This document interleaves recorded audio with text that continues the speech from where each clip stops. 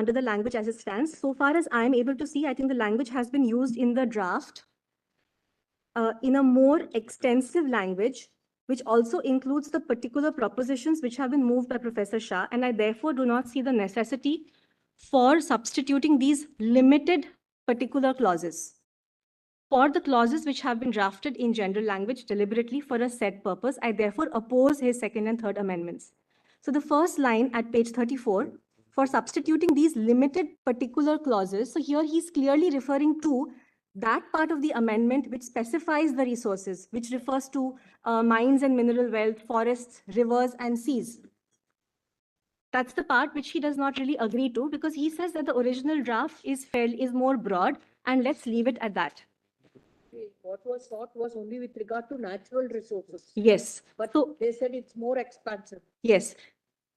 The draft as such. This is the only discussion. There is no discussion really on the vesting, the clause on vesting, which was also proposed by him. There is no discussion, at least here, as far as I can see. So therefore, the fact of the matter is that there was an amendment which inter alia proposed an amendment which incorporated the word vesting and which was not adopted. Therefore, today, the word distribution has to be given its meaning.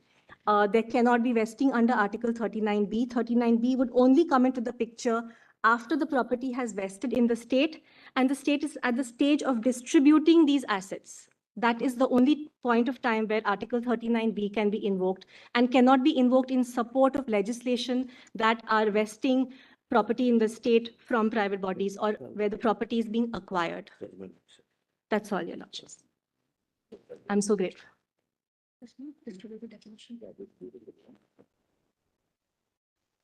Lordship, before I part, in the tradition of the senior Mr. Andhyarujina, I'd just like to thank Daisy Hannah, Oindrila Sen, and Rayana Mukherjee for all their contribution.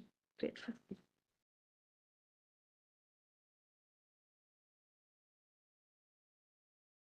Hey, please, please. Lord, I appear for.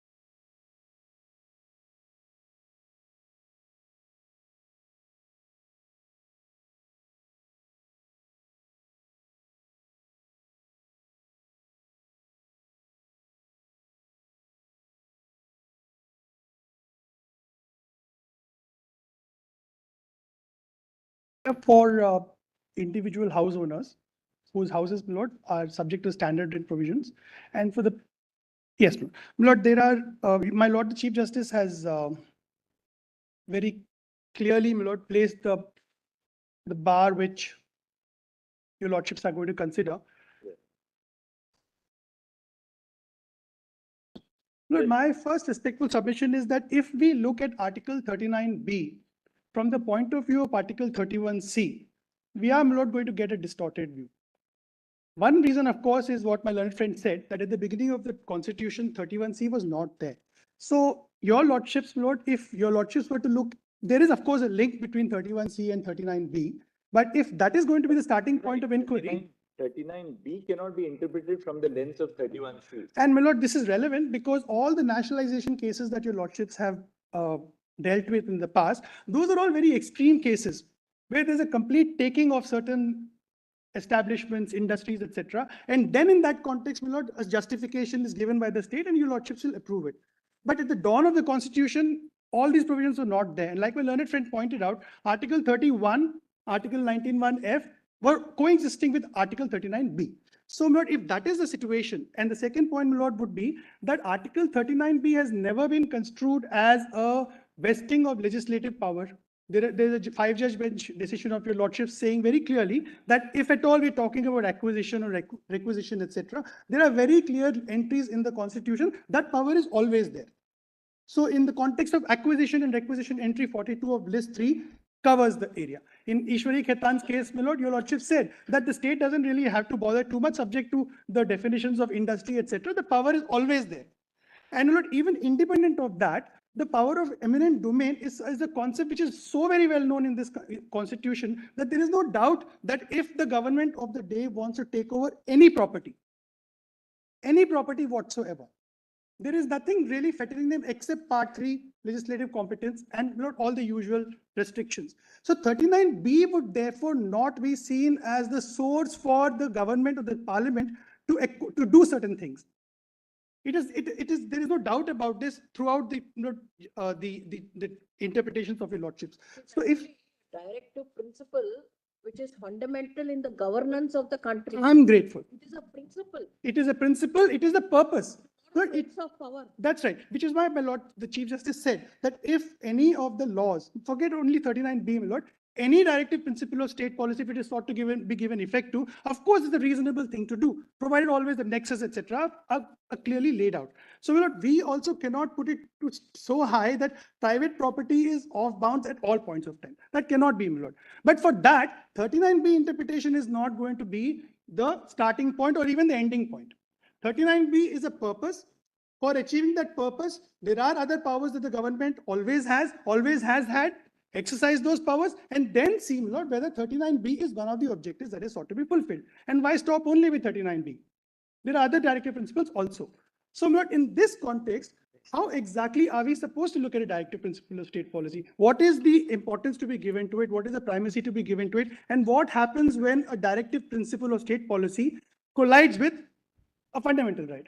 And not there is a wealth of jurisprudence of your lordships on this issue that something like a directive principle or a fundamental right part, they should never be so construed as to conflict with each other.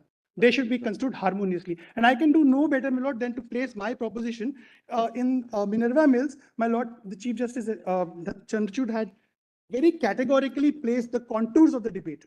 And Lord, if we look at Article 39 from that perspective, then Lord, much of the apprehension that the government would like us to believe that if there is an interference with 39B, we will lose a lot of ability to do certain things. Lord, all that will be washed away. So Lord, may I very quickly place paragraph 56 and 57 in Minerva Mills, volume 5, page 2050. At page 2079. But there are two paragraphs which I really need to place before your lordships. So just to provide context to my submission, that please do not look at 39B from the point of view of 31C. There is another much more primary, much more primal, much more important way to look at it.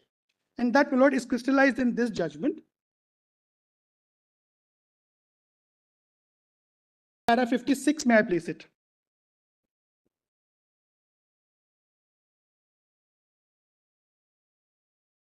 Yeah, sorry, it's page 2079 in volume 5.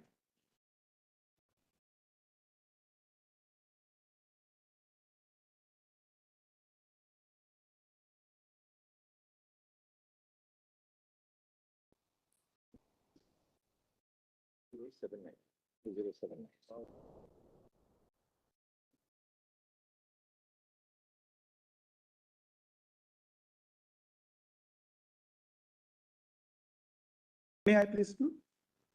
My lord, just Yes, yes. Para 56. The significance of the perception that parts 3 and 4 together constitute the core of commitment to social revolution, and they together are the conscience of the Constitution, is to be traced to a deep understanding of the scheme of the Indian Constitution. Granville Austin's observation brings out the true position that parts 3 and 4 are like two wheels of a chariot, one no less important than the other. You snap one and the other will lose its efficacy. They are like a twin formula for achieving the social revolution, which is the ideal which the visionary founders of the Constitution set before themselves. In other words, the Indian Constitution is founded on the bedrock of the balance between parts 3 and 4. To give absolute primacy to one over the other is to disturb the harmony of the Constitution. This harmony and balance between fundamental rights and directive principles is an essential feature of the basic structure of the Constitution. And then, my lord, the Chief Justice expounds on this. This is not mere semantics. The edifice of our Constitution is built upon the concepts crystallized in the preamble. We resolve to constitute ourselves into a socialist state which carried with it the obligation to secure to our people justice, social, economic, and political. We therefore put Part 4 in our Constitution containing directive principles of state policy which specify the socialist goal to be achieved. We promise to our people a democratic polity which carries with it the obligation of securing to the people liberty of thought, expression, belief, faith, and worship, equality of status and of opportunity, and the assurance that the dignity of the individual will at all costs be preserved. We therefore put Part 3 in our Constitution conferring those rights on the people. Those rights are not an end in themselves, but are the means to an end. The end is specified in Part 4. Therefore, the rights conferred by Part 3 are subject to reasonable restrictions, and the Constitution provides that enforcement of some of them may, in stated uncommon circumstances, be suspended. And here is the pivotal part. But just as the rights conferred by Part 3 would be without a radar and a compass if they were not geared to an ideal, in the same manner, the attainment of the ideal set out in Part 4 would become a pretense of tyranny if the price to be paid for achieving that ideal is human freedoms. One of the faiths of our founding fathers was the purity of means. Indeed, under our law, even a dacoit who has committed a murder cannot be put to death in the exercise of right of self-defense after he has made good his escape. So great is the insistence of civilized laws on the purity of means. The goals set out in Part 4 have, therefore, to be achieved without the abrogation of the means provided by Part 3. It is in this sense that Parts 3 and 4 together constitute the core of our Constitution and combine to form its conscience. Anything that destroys the balance between the two parts will ipso facto destroy an essential element of the basic structure of our Constitution. So, my lord, now, if we look at 31C, which is essentially a power in the arsenal of the state to acquire, to completely take away, then, my lord, Article 39B looks like a bulldozer. But Article 39B, your lordships have always felt, is a control on the power of the government. In the natural resources case of the presidential reference, my lord, your lordships have expressly said so, that 39B is a limitation on power. But if you look at it from 31C, then it looks like it is a very formidable power. But if the matter is looked at according to paragraph 56 and 57, and these observations have also been reaffirmed by the Rhine judges bench in Coelho's case. I'll place that paragraph before your lordship. So there is no doubt, my lord, that this balance between Part 3 and Part 4 is a part of the basic structure. If that is so, my lord, then Article 31C should not be definitive or determinative of the way in which 39B is to be construed, firstly. Secondly, my lord, Article 31C, your lordships are very well aware, is a very peculiar article. It is in Part 3 of the Constitution dealing with fundamental rights, but actually it is a Trojan horse. It takes away the fundamental rights. So how can that provision be part of a balancing equation between Part 3 and Part 4? It will lead to a distorted vision. Which is why, my lord, Mr. Sen's argument in Sanjeev Koko is very clear that when you look at 39B, distribution presupposes something to distribute. That something to distribute, there is no fetter on the power of the government. Why the apprehension is coming is because 31C provides an immunity against the challenge on Article 14 and 19, which the government of the day does not want to answer, of any day. And therefore, my lord, from this perspective, if we look at 39B, my lord, we will come to a wrong result. So with that, my lord, may I immediately take your lordships to what is the balancing that Article 39 in fact talks about. We'll keep the fundamental rights on one side, but 39B, my lord, in my respectful submission, is in continuation and part of, paired with, coupled with Article 38. One cannot be read without the other. And my lord, the use of the word in particular in Article 39, to some extent, my lord, helps my argument, but more importantly, the manner in which Justice Chandrachud has, Honorable the Chief Justice had interpreted it. 38 provides the bedrock, and 39 provides a further mechanism to give effect to it. Lord, please see Article 38 before we get into Article 39. Now, my lord, Article 37, lordships have seen that they are not enforceable, but my lord, we have come too far away. They are very important directive principles of state policy. My lord, we should not dilute the importance of that. Question is, to what extent does it justify a certain exercise of power? And if an immunity is sought to be claimed, my lord, whether your lordships will permit it or not. So Article 38, my lord, the language of Article 38, my lord, there were two amendments. The state shall strive to promote the welfare of the people by securing and protecting as effectively as it may a social order in which justice, social, economic, and political shall inform all institutions of national life. Then, Lord, subclause 2. The state shall in particular strive to minimize the inequalities in income and endeavor to eliminate inequalities in status, facilities, and opportunities, not only among individuals, but also amongst groups of people residing in different areas or engaged in different vocations. Lord, here I may just emphasize. Came by the 44th Amendment. That's right, Lord. Absolutely. Now, my Lord, what is even the 44th Amendment focusing on? It is equality of status, facilities, and opportunity. It is not an equality of result. If I may explain this point. Every person, every citizen should have an equal opportunity to lead a better life. Provision of that opportunity is not the guarantee of an equality of result. Everybody who works hard is not going to succeed in life. Everybody who's got money may not get a certain commodity, whether he likes it or not.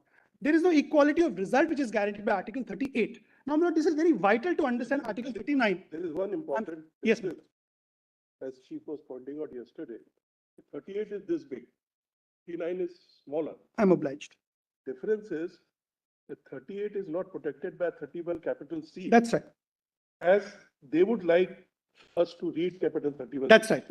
But That's the major difference. yes, Lord, and that is exactly the canvas of this debate, that the parliament or the state legislatures want to provide. 39 only.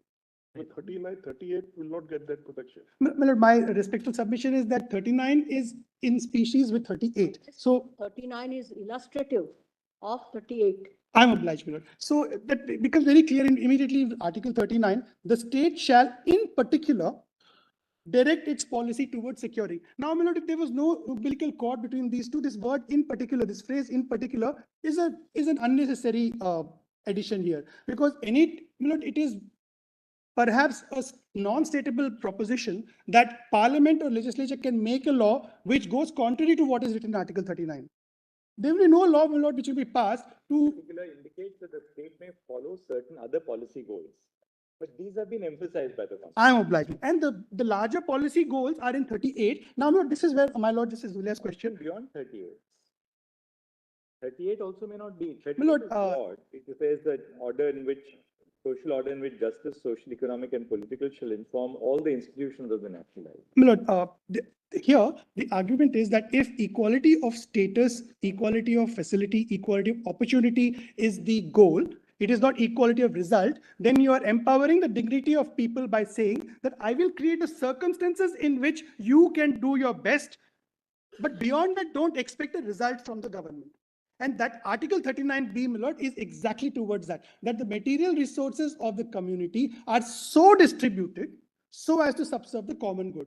So if your lordships were to interpret this in a manner that enhances the dignity of individuals, then, my Lord, the meaning would be that acquisition or taking away a right. Lord, just as a footnote here, I am aggrieved by the rent control measures. There, my Lord, it is not my property that is being taken away. There is a restriction put on my right to charge a rent. That restriction says that you can't charge more than the standard rent. Now, my Lord, the Chief Justice had mentioned that a right to a property, like for instance, the pen or this book, this is my right. But, my Lord, the Hoffeldian analysis says that my right to property is not just my right to this thing. Along with it, there are a number of other rights which are built into it. My right to preclude somebody else from it, my right to charge, the right to capital, my right to charge for this particular thing. These are all the various rights, and they're already protected to a significant extent by the Contract Act or the Transfer of Property Act. There is nothing very spectacularly unique about, my Lord, my house rent stipulation. It is there in every lease. It is there in every contract. And the question is, my Lord, that when your lordships are interpreting a statute which is taking away a particular species of rights, how does that get construed in the context of acquisition, non-starter? How does it get construed in the context of taking away a right? There has to be, my Lord, some connection between what is being taken away, to whom is it being given, and in what manner is it being given. And that is the answer to my Lord's question, that Article 39B, in my respectful submission, actually only talks about how the government of the day can give effect to anything that it wants to do, any policy that it wants to do. So, my lord, throughout the 80s, 70s, 90s, your lordships have seen a spate of nationalization judgments. In the past decade or so, my lord, hardly any nationalization of a very big scale happens. Post 1995, your lordships have seen there's more and more private-public partnership.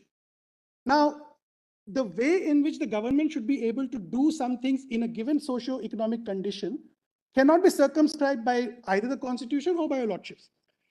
The free play in the joint that the government may need in today's condition may not require nationalization, may require public-private partnership. Now, this creates a number of sub-issues. To whom are we going to give these resources? How are we going to give these resources? So Article 39B talks about how the ownership and control of material resources of the community, such as airwaves, such as gas allocations, such as private forests, such as mines and minerals. These are all, nobody can claim immunity from those being taken away on the basis of some fundamental right to property. But once they belong to the state, in whatever way, how they are going to be given is Article 39B. And if it should not result in crony capitalism is Article 39C. So the free play in the joint in Article 39B, which is how the parliament or the state wants to give effect to a particular policy by bringing in, for instance, auctions. Your lordships will deal with that issue. In the natural resources, the issue was clearly that, should we go for auction, or are there other ways in which the government can give away what are these material resources of the community? Your lordship said it's a case by case, very broad kind of a canvas on which the state has free play. You cannot prescribe only auction as the way, because that would be fettering it. Now, my lord, your lordships considered Article 39B in the natural resources reference. So Article 39B, my lord, is only this. It is only a leeway given to the government to do a thing in a particular way. Article 39C says that when you do that, it should not result in concentration of wealth, crony capitalism. That's all that Article 39B does. Anything more being read into Article 39B, my lord, is a burden which it doesn't need to carry. And my lord, the final respectful submission is only this, that please see the effect in this case. In the Malpe judgment, your lordships categorically held the predecessor act, 1947 act, to be violative of Article 14. There was no plea taken at that time that Article 31C is applicable. It could have been taken, they did not. Your lordships found that Article 14 is violated. The state made a concession that yes, we are actually going to redraw the law and we'll take into account this judgment, obviously, and also the model law which is being discussed with the housing ministers. What they did thereafter was they came out with the 99 law. Nothing but old wine in a new bottle, the same degree of toxicity which was found unfit to be consumed by your lordships. And then, please see the mischief here. When the matter came up, the state now says, we are taking protection of Article 31C. And that is recorded in the order, my lord, where there is another reference even in my writ petition. So, my lord, the point is, if 31A is going to be a shield against 14 and 19, even in cases like this, then, my lord, 39B is really in need of, my lord, insulation from the attacks of 31C. That's all. Yes, Mr. Kunjan.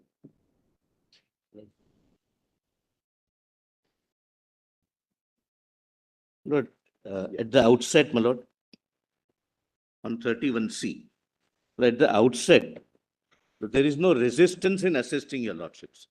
But we genuinely feel that that question is concluded, and we may perhaps argue that, that is concluded and therefore it doesn't have. Would your lordships, my lord, consider giving me 10 minutes? Why, my lord? Only on 31C. Lord, we have prepared a chart.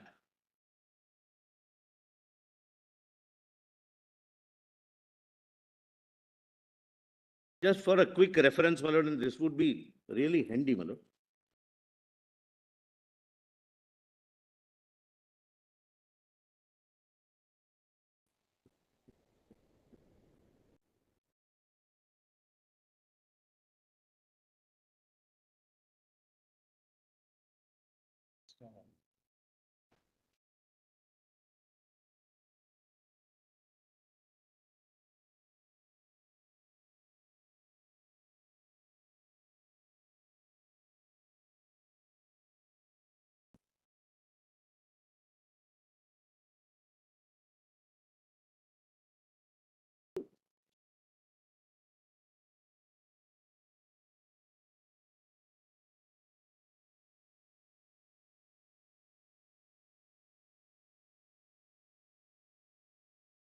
it survives.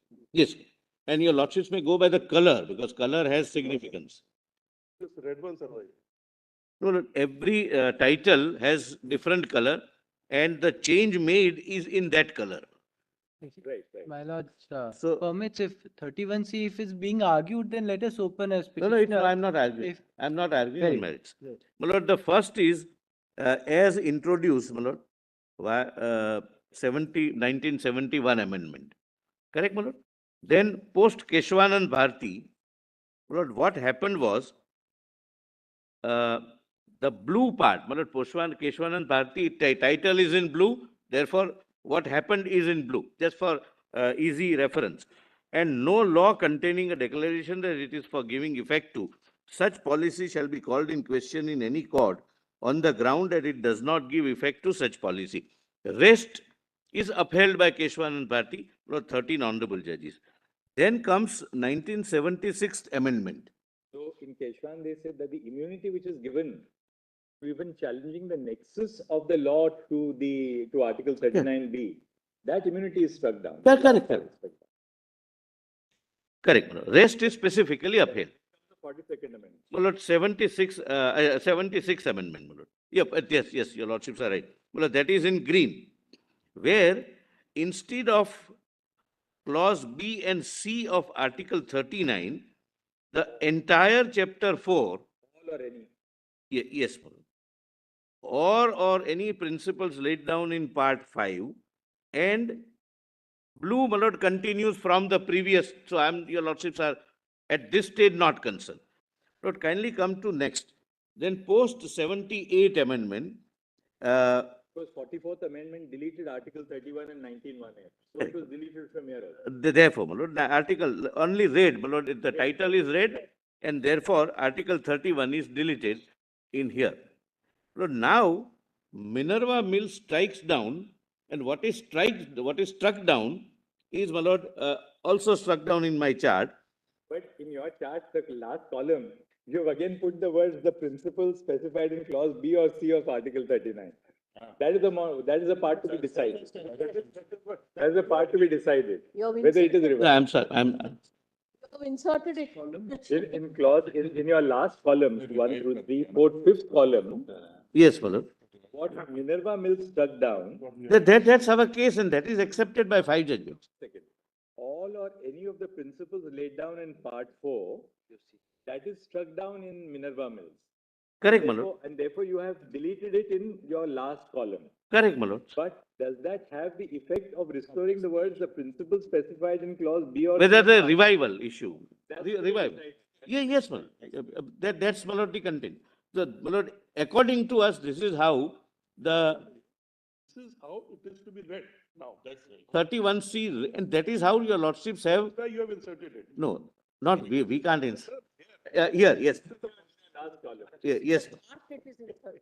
yes, In the chart. your lordships are right. But whether it is as a matter of law, constitutional law, whether this is the. Your lordships have said so in a combination of 5 judges. All right, now let's see that. That's what, my lord, I'm saying. My lord, first kindly see, my lord, my note, my lord, which I used yesterday, volume 2B, my lord.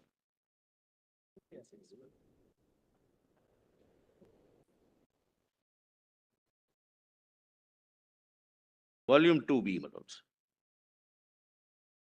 But I skipped it yesterday, my lord. I'll just, my lord, highlight at the cost of repetition, saying that there is no resistance.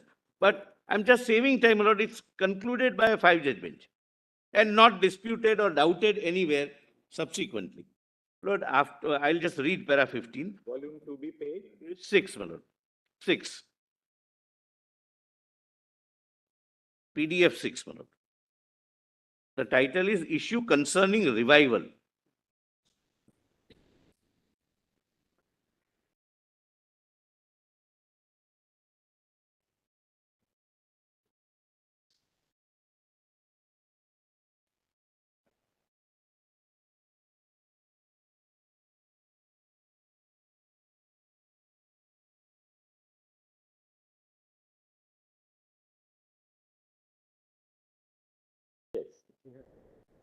Lord, your lordships may kindly bear in mind, my lord, the question which was framed in 31, with regard to 31C, was a judgment of 3 honorable judges in 1980. Now, my lord, 1986, my lord, I stand corrected. Now we are in Vaman Rao, my lord. It is at the outset, it is submitted that the validity of the unamended provision in 31C prior to the 42nd amendment is no longer res integra. It is submitted that Article 31C was specifically upheld by the judgment of 13 judges in Keshwan and Bharti. The effect of judgment in Minerva Mills on the validity of unamended 31C post Keshwan and Bharti was specifically raised and rejected as far back as in judgment in Vaman Rao Supra. In Vaman Rao, a bench of 5 judges held as under. That leaves for consideration the challenge to the constitutional validity of unamended Article 31C. As we have stated at the beginning of this judgment, Article 31C was introduced by 25th Amendment.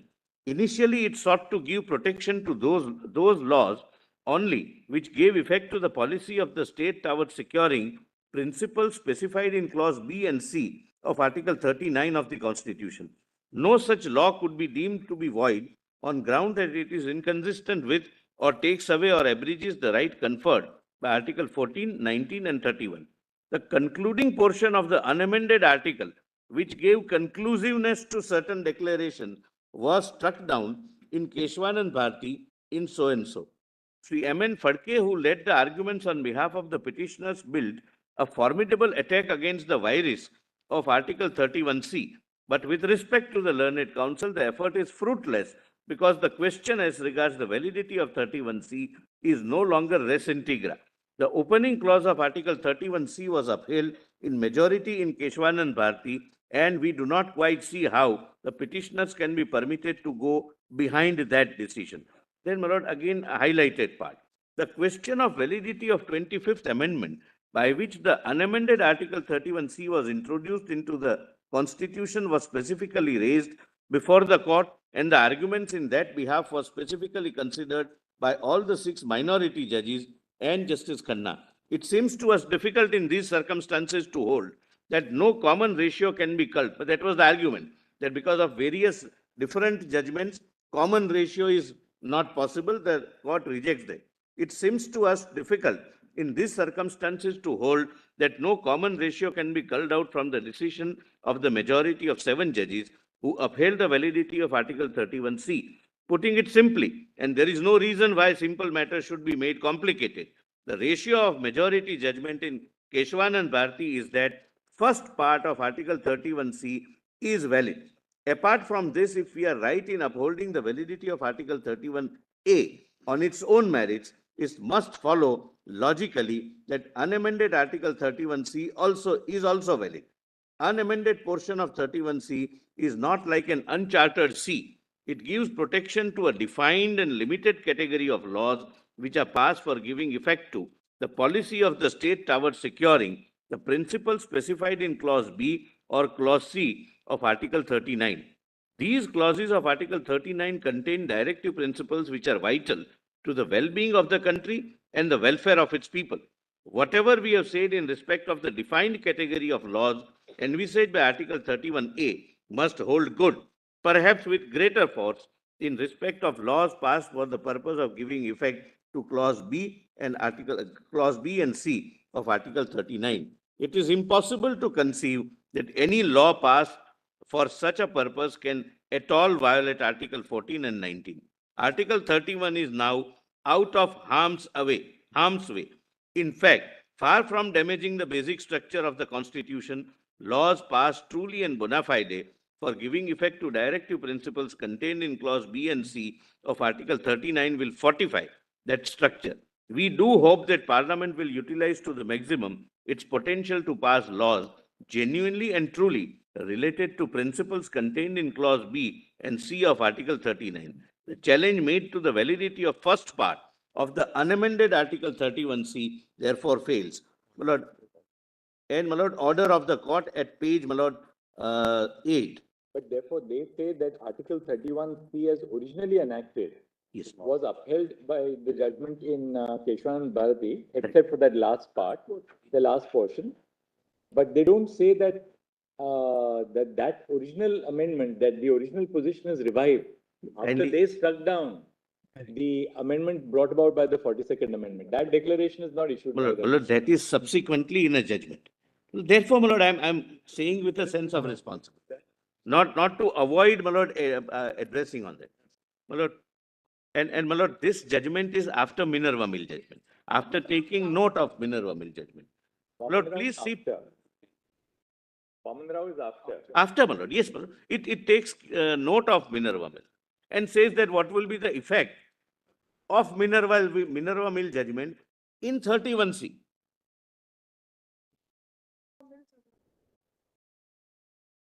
Actually, the operative order was pronounced on the same day. Same 9th day. of Lord, May, please see that order of So the, Vaman Rao, the actual reasons were delivered in November.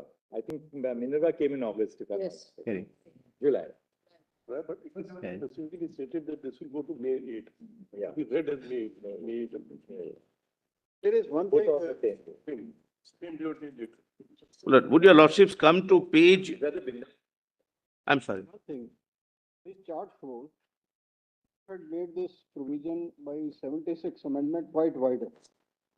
Yes, Your amendment was the principle and all that, including this part 4. Part 4. is- entire passport, not just 39, part- B and C. These lines were struck down by the court. Yes, So how you can import the limited part when the wider is struck down? no, limited was sustained, wider was struck down. Wider was the wider goal. But the brother is saying, how will it come back on its own? That's why, You would like us, Lord, it was sustained in Keshwanand Bharati, my lord, that's what Vaman Rao said. Sustained in Keshanan, then section 4 of the 42nd Amendment substituted it completely. My lord, can your lordships, Substituted section 4 was Lord. struck down in Minerva. my lord, if your lordship wish to go into it, we will go into it. My lord, right? But kindly, my lord, allow me, there is a last 5 judgment Now, which tell us- squarely deals with this. Show us if from Minerva, what is the operative order? What is struck down in Minerva? Let's just see Minerva. Lord, can I show, my lord, this complete this? Before that, just let's see what is struck down in Minerva. Let it be taken up, my lord. My lord, I think, my lord, No, we the- want Minerva. What is the operative part in Minerva? That's all. Just show us that. Just complete this process for us. That's all. my lord, And if if your lordship my- see, my lord, that is there in page 7. That's what I'm saying. Why don't you show us from Well, volume 5? I'll show it, my lord. Volume 5. in the meanwhile, if I may Yes, just point out one fact with my lord, Point out- Justice Bindus, no, not my argument. Solicitors on his Lodge, right. lodge. Just tell us what is the page of the operative direction in Minerva? 2085. 2085. which volume is it? Volume 5. Volume 5, page 2085. Yes. Para 70, my lord. 75, my lord, 75.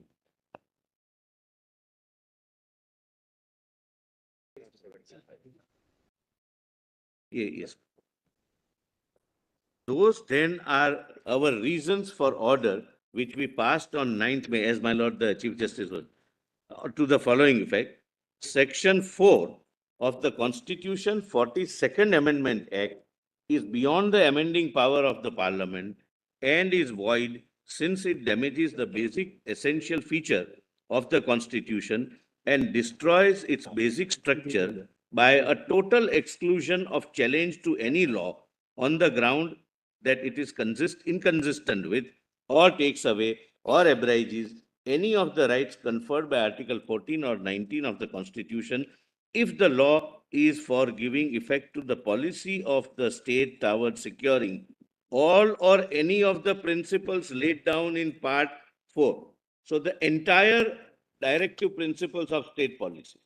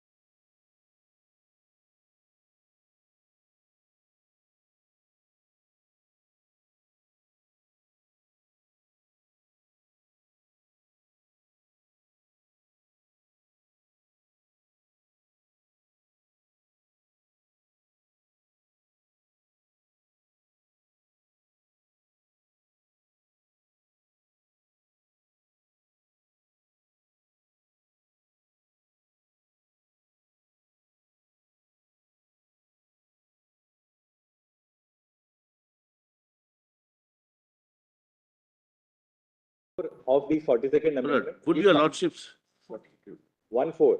Where did we get that page? 2066.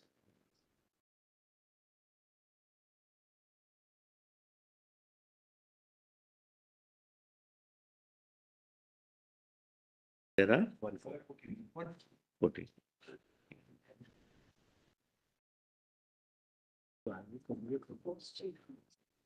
May I assist your lordship and the learned solicitor general? Lord, the correct observation is para 58. If you don't mind, Zal, I'll just conclude. Question never was he specifies that. 2066. Correct. Lord, I left my note, my lord, at a very crucial juncture, my lord. If your We'll come back lordship to it. No, we'll come back. to would it. have seen the This para operative 14 part of Vaman Rao, my lord, would have assisted, your We'll lordship. just look at this and then go to that. Yes, my lord. Para 14.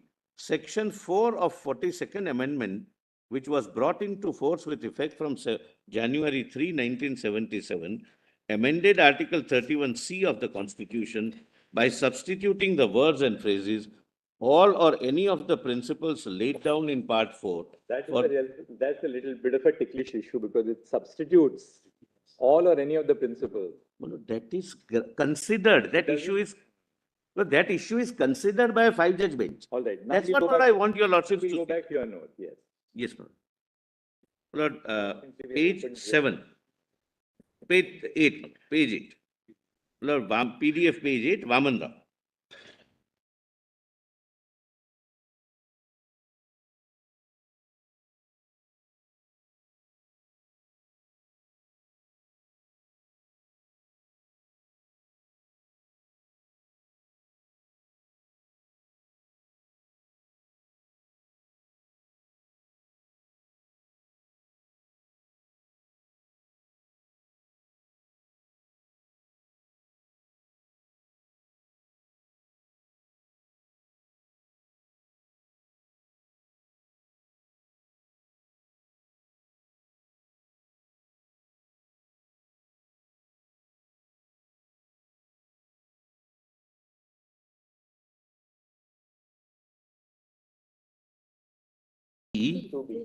Roman 2B, short note on behalf of SG, my lord, and it's page 8.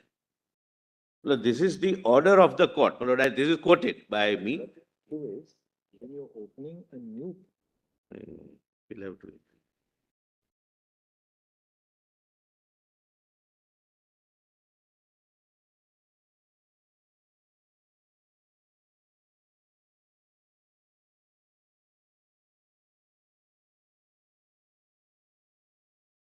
I feel, my lord, your lordships.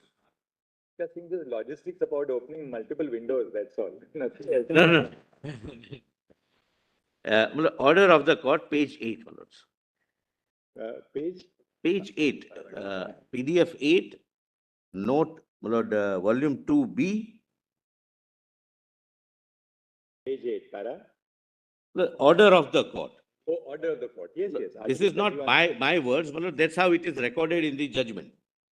Article 31C of the Constitution, this 5-judge bench in Vaman Rao. Article 31C of the Constitution, as it stood prior to its amendment by Section 4,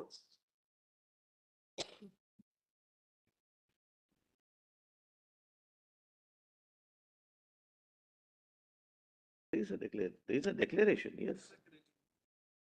And thereafter NGSC. After considering Minerva, Vaman Rao, my lord, the judgment says this.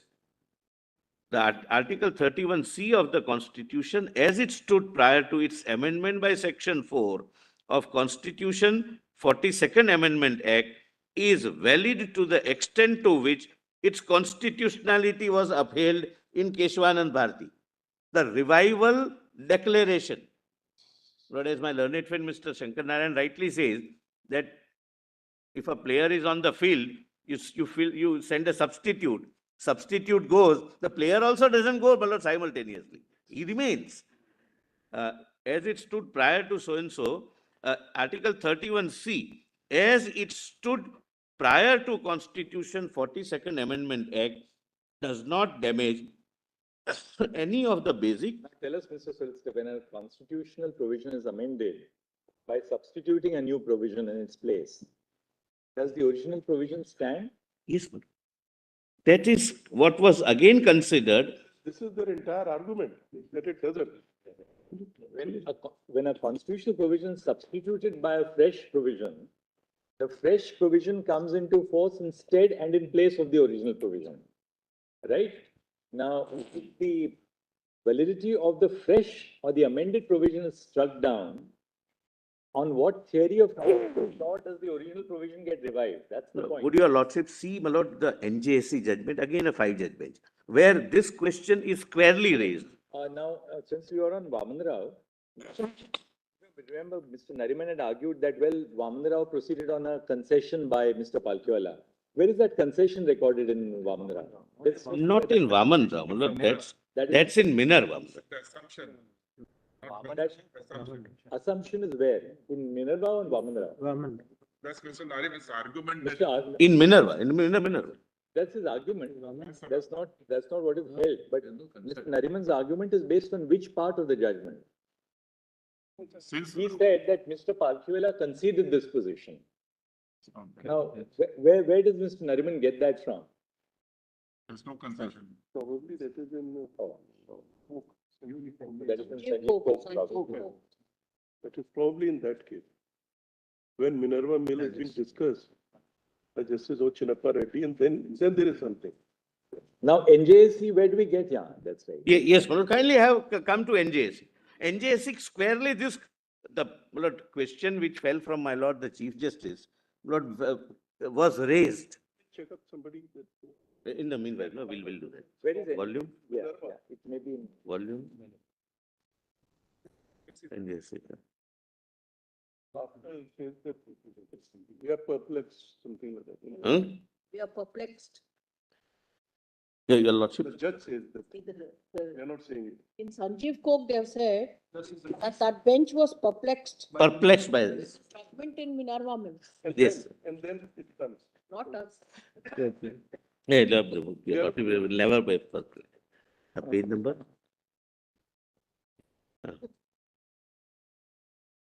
So please come to volume 5, NJSC judgment. This contention was raised.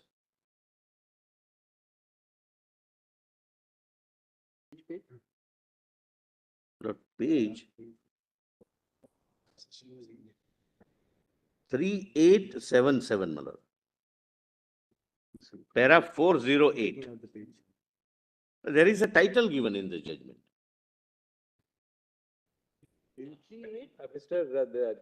Mr. Solicitor, that argument of Mr. Nariman's, which is referred to in the first referring order, was on the basis of Minerva. Because I'm now at volume 5, page 2790. Correct. Where he says they record Mr. Nariman's submission, volume 5, page 2790.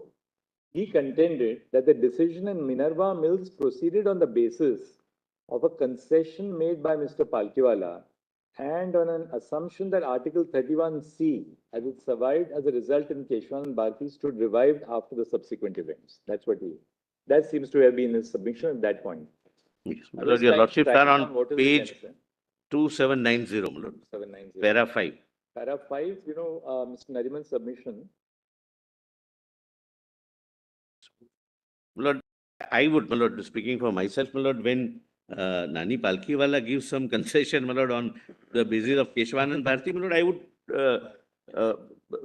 respectfully buy it, my lord. There must be a good reason not to.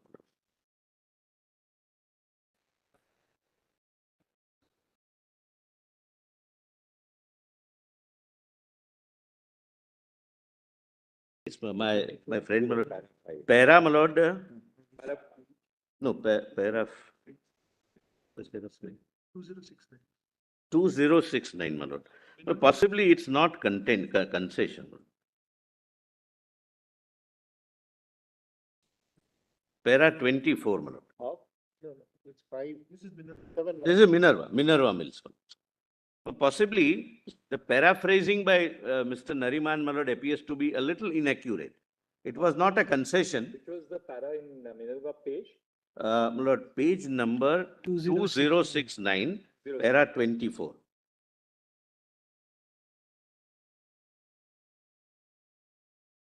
Does my lords get, my lord? Yes. The next question which we have to consider is whether the amendment made by section 4 of the 42nd amendment to Article 31C of the Constitution is valid. Mr. Palkiwala did not challenge the validity of the unamended Article 31C, and indeed that could not be done. The unamended 31C forms the subject matter of a separate proceedings, and we have indicated therein that it is constitutionally valid to the extent to which it was upheld in Keshwanand Bharti. It was neither on assumption or concession.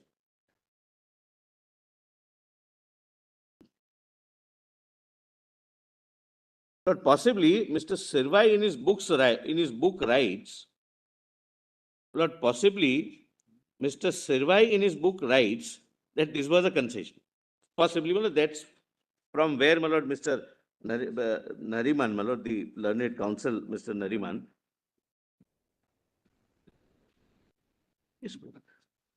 It's a statement of fact, my lord, not a concession.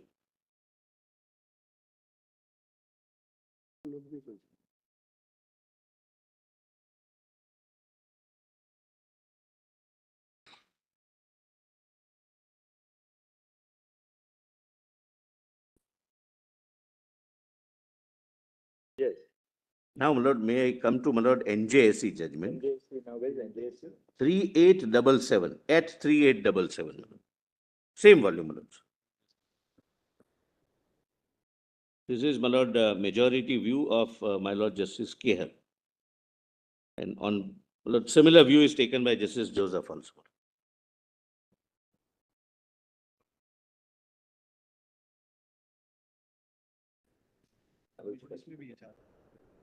Which is the para number? Let's see.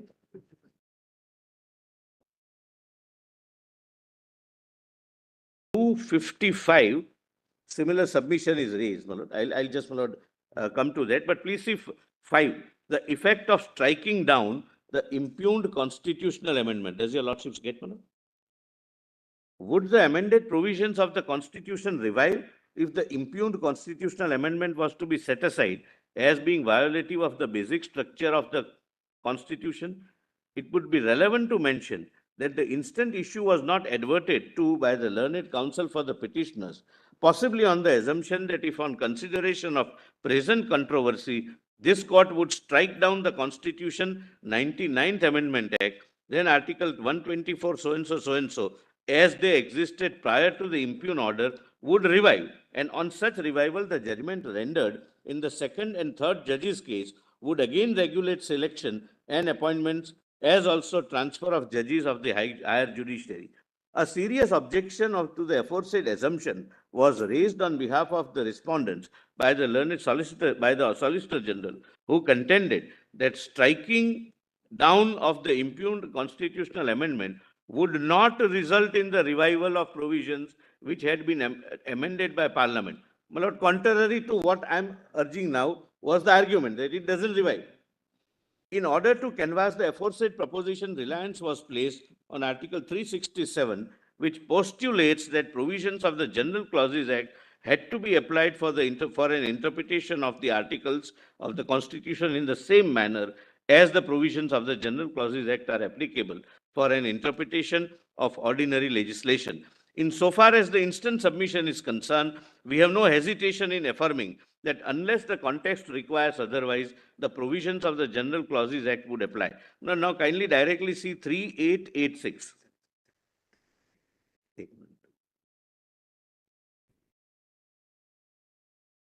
But I'm sorry, my lord, my learned wants me to come to 3813 first. 38? Based on, my lord, what? 3813, my lord.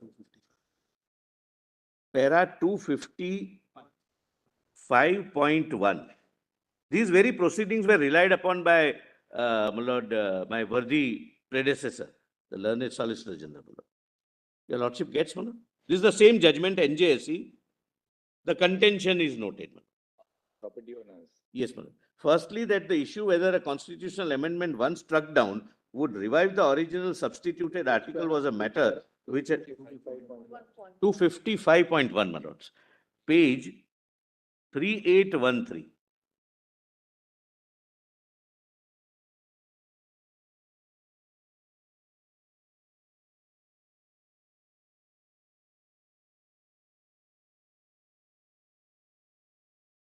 Well, please see the last sentence, my lord, of this. After quoting, my lord, the judgments, Property Owners Association, my lord, all three Property Owners Association, respective references, it was submitted that the order passed by this court, my lord, am I with your lordship, my lord? Order passed by this court wherein the reference to a 9-judge constitution bench had been made was a case relating to constitutionality of Article 31C. It was pointed out that Article 31C, as originally enacted, provided that it was submitted that the later part of 31C, which provided and no law containing declaration that it is for giving effect to such policy shall be called in question in any court on the ground that it does not give effect to such policy, has been struck down by this court in Keshwanand Bharti case. It was contended that when the matter pertaining to the effect of the striking down of a constitutional amendment had been referred to a 9-judge bench, it would be improper for this court, sitting in its present composition, to determine the aforesaid issue. So, my lord, the request was that on this issue, you kindly refer it to a large 9-judge bench. And, my lord, now the answer, my lord, at page. And then 255.2. Yes, I'm sorry, my lord. This was a submission of the Solicitor General then. Yes, my lord. The second contention advanced at the hands of the learned Solicitor General was based on section 6, 7, and 8 of the General Clauses Act. It was contended that an amendment which had deleted some part of the erstwhile Article 124 of the Constitution and substituted in its place something different, as in case of Article 124 of the Constitution Act, 99th Amendment Act, would not result in the revival of the original article which was in place prior to the constitutional amendment. Even if the 99th Amendment itself was to be struck down, it was submitted that if a substituted provision was declared as unconstitutional for whatever ground or reasons, the same would not automatically result in the revival of the repealed provision. In order to support the aforesaid contention, reliance was placed on so-and-so, so-and-so, so-and-so. It was submitted the general rule of construction. Now, you go by this.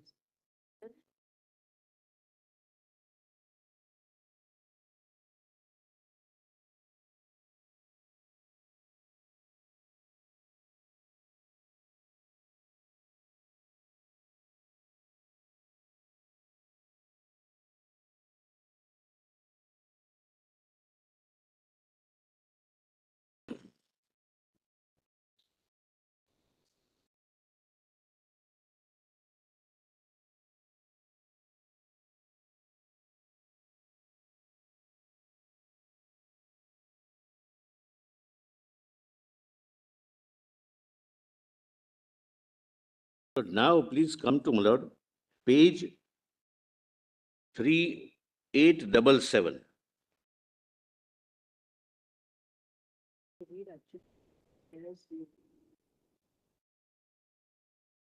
Just, my lord, trying to point out, my lord, that there was a suggestion that in a combination of 5 honorable judges, revival question be not decided, because this reference, this particular present reference, is referred to a 9-judge bench, and it does not stand revived. That was the contention.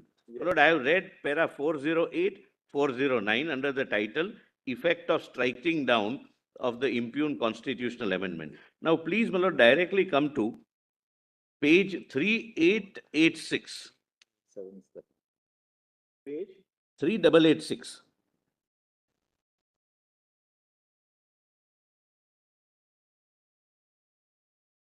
My lord, all the judgments, my lord, which the learned Solicitor General, my lord, the then Solicitor General, my lord, referred to and relied upon were discussed. And, my lord, after the quotation of the judgment, after classitum D, what needs to be noticed, does your lordship state, my lord?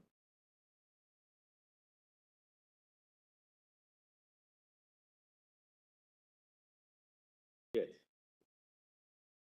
What needs to be noticed Page 3886, 3886. My lord, may I read? Your ladyship gets, my lord. 886. 3886, after the quotation of the judgment relied upon, just below classitum D. What needs to be noticed from the extract reproduced above is that this court, in the above judgment, clearly concluded that the legal effect on an earlier law, when the later law enacted in its place was declared invalid. But may I continue, my lord, and after that? Yes, their argument.